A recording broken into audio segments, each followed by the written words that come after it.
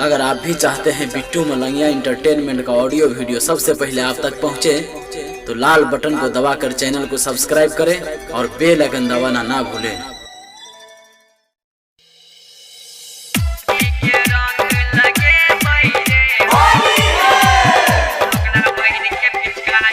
Music by DJ Malangiya recording studio की शानदार प्रस्तुति। गोरकी भौजी एलो ये महार जाय छहि तू भाई रे के महार। गोरकी भौजी एलो ये महार जाय छहि तू भाई रे के महार। ला रंग के डोल अब जैदन बोल, ला रंग के डोल अब जैदन बोल। होली भौजी के साथ मने बैरे, भौजी के रंग लगे बैरे, ओकरा बहन के पिचकारी सटे बैरे। भौजी के रंग लगे बैरे, ओकरा बहन के पिचकारी सटे बैरे। डीजे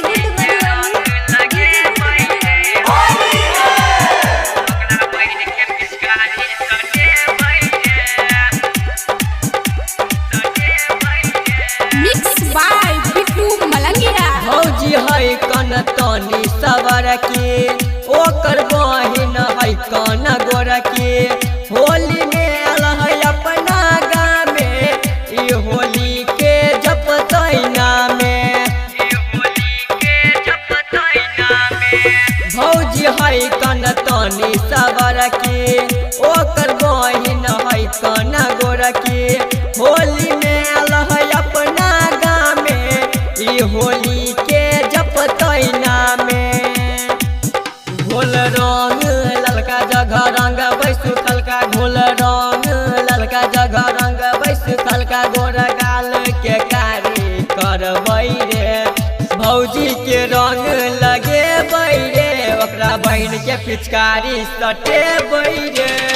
भौजी के रंग लगे बैरे, ओकरा बहन के पिचकारी सटे बैरे। डीजे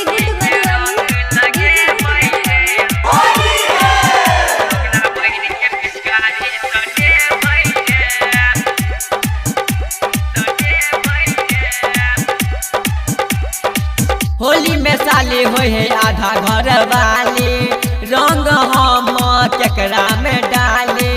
नभ की भौजी लई हाली, ला भाई तू जल्दी पिचकारी। होली में साली हो है आधा घर वाली, रंग हम अब केकरा में डाले।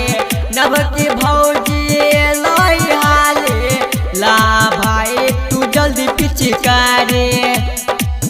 गायक में ही लाल लगते राइटर सचिंदर जते, गायक में ही लाल लगते राइटर सचिंदर जते। भौजी के रंग से सजेते रे, भौजी के रंग लगे बैरे, ओकरा बहन के पिचकारी सटे बैरे।